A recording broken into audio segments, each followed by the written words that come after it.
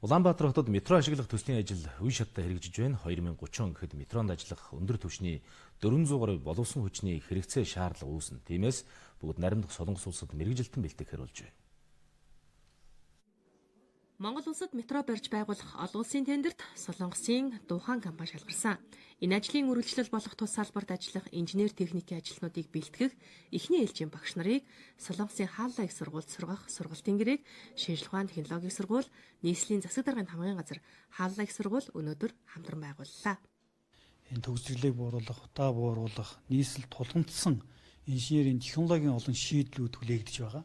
Энэ дээр бол энэ өндөр түвшний инженерүүд бэлтгэгдэн гарч энийг шинжлэх ухааны үндэслэлтэй технологийн инженерингийн хувьд шийдэх ийм өндөр мэдлэг ур чадвартай хүмүүс төрж гарна гэдэгт бид огтонч эргэлзэхгүй байна. 우선은 한국의 그 앞서가는 도시철도를 За метро нь Монгол улсад шинээр бий болж байгаа салбар учраас Солонгосын олон жилийн туршлагыг Монголын багш нарт зааж сургана. Монголын шин тээврийн хэрэгслийн салбарыг авч явах боловсон хүчин бэлтгэх, багш нарыг бэлтгэх богино хугацааны сургалтын хөтөлбөр өнөөдөр инхүү эхэлж байна.